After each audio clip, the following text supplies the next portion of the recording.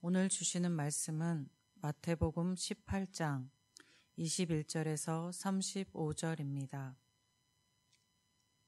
마태복음 18장 21절에서 35절입니다.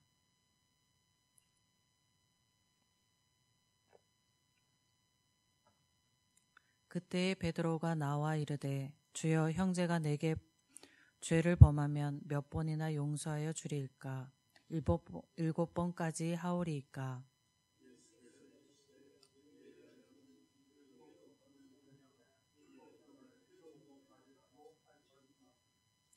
그러므로 천국은 그 종들과 결산하던 어떤 임금과 같으니,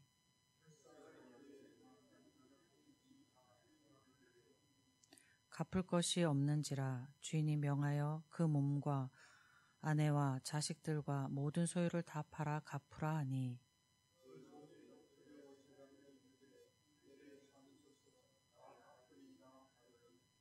그 종의 주인이 불쌍히 여겨 놓아 보내며 그 빚을 탕감하여 주었더니,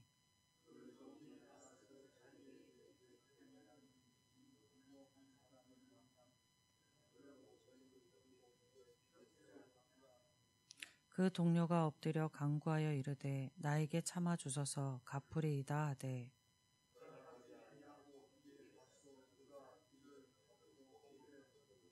그 동료들이 그것을 보고 몹시 딱하게 여겨 주인에게 가서 그 일을 알리니,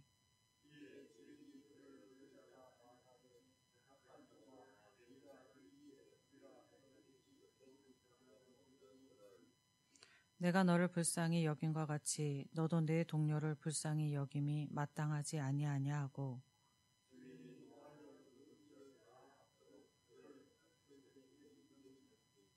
너희가 각각 마음으로부터 형제를 용서하지 아니하면 나의 하늘 아버지께서도 너희에게 이와 같이 하시리라.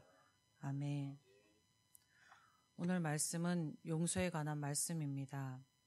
베드로가 예수님께 질문하였습니다. 형제가 내게 죄를 범하면 몇 번이나 용서해 줄까요? 7번까지 할까요? 라고 질문하였습니다. 예수님 당시의 랍비들은 자신에게 잘못하는 자, 범죄하는 자는 3번을 용서하여 주는 것이 대단한 관용으로 평가하였습니다. 그런데 베드로는 이보다 훨씬 더 많은 7번의 용서를 말하면서 이 정도면 충분하고도 넘지 않겠습니까? 라는 의미로 예수님께 물었습니다. 그런데 예수님은 7번씩 70번, 70번이라도 용서해 주라고 하였습니다. 이것은 몇 번이라는 숫자만큼 용서해 주라는 의미보다는 끝없이 용서해 주라는 것입니다. 그러면서 끝없이 용서함의 의미가 무엇인지를 비유로 말씀하셨습니다. 예수님은 천국을 무엇과 같다라고 비유하면서 한 임금이 결산하는 것으로 그 비유의 말씀을 시작하였습니다. 여기에서 결산은 빚진 자들이 그 빚을 정한 기일까지 다 갚았는가를 확인하는 것입니다. 임금이 빚진 자들을 결산할 때에 1만 달란트를 빚지고도 갚지 않은 종을 발견했습니다. 이 임금은 그 종에게 자기의 몸과 그의 몸과 아내와 자식들과 가진 모든 소유를 다 팔아서 갚으라고 하였습니다. 자기 자신과 아내와 자식의 생사가 이제 어떻게 되어질지 모르는 처지에 놓였습니다. 그리고 모든 것을 잃을 처지에 놓인 종이었습니다. 종은 주인의 명령에 엎드려서 절하며 빚을 갚기까지 기다려주시기를 간청했습니다. 종의 간청은 너무도 간절할 수밖에 없었습니다. 1만 달란트는 1년에 300일을 일하는 노동자가 있다고 할 때에 그 노동자가 20만 년을 일한 그 노동의 임금을 그대로 모은 것이 1만 달란트입니다. 그러니까 엄청난 큰 금액입니다. 종이 자기의 처와 자기 자신과 처와 자식과 모든 소유를 팔아도, 그리고 어떤 일을 해도 갚을 수 없는 아주 엄청나게 큰 금액의 빚이었습니다. 임금이 빚을 갚길 기한을 연장하여 준다 해도 그 빚진 종은 1만 달란트를 갚을 길이 없었습니다. 임금은 이런 종을 불쌍히 여겨서 그 빚을 탕감해 주었습니다. 27절에서 임금이 불쌍히 여겼다 할 때의 이 불쌍히는 내장까지 움직이는 듯한 격렬한 감정이 일어나다는 의미입니다. 이스라엘 사람들은 그 마음이 내장에 있다 이렇게 생각하였는데요. 예수님의 비유 중에서 자기 품을 떠나 모든 재산을 허비하고 다시 집으로 돌아오는 탕자를 맞이하는 아버지의 마음을 표현할 때도 이 불쌍히 여기는 이 단어를 사용했었습니다. 그러니까 임금이 빚진 종에 대한 그 긍휼의 마음이 엄청난 애절한 마음이었다는 것입니다. 임금에게 엄청난 빚을 탕감하는 종이 밖으로 나아갔는데 자기에게 100데나리온 빚진 동료를 만났습니다. 100데나리온은 노동자가 100일을 동안 일하면은 받을 수 있는 품삯이었습니다. 그러니까 임금에게 빚진 자기의 그 빚에 비하면 이 100데나리온은 눈에 보이지도 않을 만큼 적은 돈이었습니다. 그 종은 자신에게 빚진 동료에게 빚을 갚으라고 하였습니다. 그 동료는 자신이 임금에게 간청했던 것처럼 같이 빚을 갚을 때니 기다려달라고 간청했습니다. 그러나 임금에게 탕감받은 그 종은 그 간청을 들어주지 않고 그를 옥에 가두었습니다. 이를 보고 있던 다른 동료들이 그 일을 임금에게 알렸고 임금은 그 악한 종을 불러 탕감해 주었던 빚을 다시 갚도록 명하고 그 종을 옥에 가두었습니다.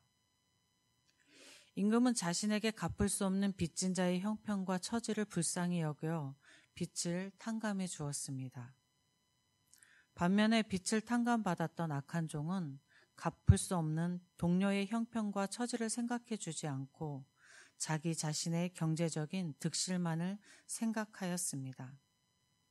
임금은 빚진 자를 생각했고 임금에게 탕감받은 악한 종은 자신만을 생각했습니다. 베드로가 말한 7번을 용서하는 것은 자기 자신의 입장에서 하는 용서입니다. 예수님이 용서를 말씀하신 용서는 죄를 범한 자의 입장에서 하는 용서입니다. 베드로의 용서는 자기를 중심에 둔 용서였고 예수님의 용서는 죄를 범한 사람을 중심에 둔 용서였습니다. 예수님의 비유로 말씀하신 것의 임금은 하나님이십니다.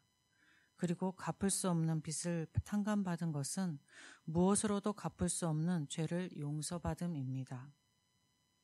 33절에서 임금은 악한 종에게 내가 너를 불쌍히 여김과 같이 너도 내 동료를 불쌍히 여김이 마땅하지 아니하냐라고 하였습니다. 임금은 하나님이시고 갚을 수 없는 빚진 자는 타락한 우리 죄인인데요. 갚을 수 없는 죄인인 우리를 불쌍히 여겨서 예수 그리스도의 십자가로 그 죄를 탕감해 주셨습니다. 그렇기에 오늘 저와 여러분들이 이 자리에 나와서 하나님께 예배하며 기도할 수 있는 것입니다.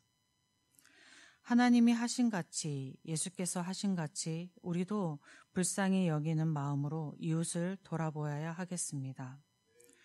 오늘도 하나님의 긍휼히 여기심이 여러분에게 있기를 간절히 소망합니다. 그리고 여러분이 긍휼히 이웃에게 있기를 주님의 이름으로 축복드립니다. 아버지 하나님 감사합니다. 그저 산이 사는 것 같습니다. 그저 살아왔기 때문에 우리가 그저 살 수 있는 것 같습니다. 그러나 우리가 사는 것은 하나님께서 갚을 수 없는 우리의 죄를 예수 그리스도의 십자가로 갚아 주셨기 때문입니다. 순간순간 잊어버리는 이 진리를 잊어버리지 않는 저희가 되게 하여 주셔서 하나님 앞에는 겸손히 엎드리는 저희 되게 하시고 이웃에게는 하나님과 같이 예수님과 같이 긍휼의 마음을 베풀 수 있는 저희들이 되게 하여 주시옵소서. 오늘 하루도 하나님 앞에 긍휼을 간절히 비우며 기도드리는 저희들의 기도에 하나님 응답하여 주시옵소서. 하나님의 은혜를 간절히 소망하며 우리 주 예수 그리스도의 이름으로 기도드립니다. 아멘. 하늘에 계신 우리 아버지, 아버지의 이름을 거룩하게 하시며 아버지의 나라가 오게 하시며 아버지의 뜻이 하늘에서와 같이 땅에서도 이루어지게 하소서. 오늘 우리에게 일용할 양식을 주시고 우리가 우리에게 잘못한 사람을 용서하여 준 것 같이 우리 죄를 용서하여 주시고 우리를 시험에 빠지지 않게 하시고 악에서 구하소서. 나라와 권능과 영광이 영원히 아버지의 것입니다. 아멘. 이 시간 기도하실 때에 우리 교회와 우리 나라와 우리 예천 지역과 그리고 복음 선교지를 위해서 기도하겠습니다. 무엇보다도 오늘은 지금 전국에 산불이 엄청 크게 번지고 있습니다. 사람의 힘으로 끌 수 없을 것만 같아 보입니다. 많은 사람이 고통하고 두려움에 뜹니다.